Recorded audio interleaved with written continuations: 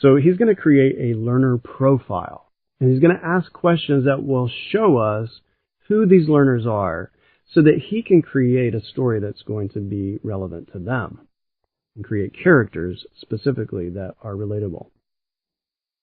Secondly, he needs to know what his audience needs to do as a result of training.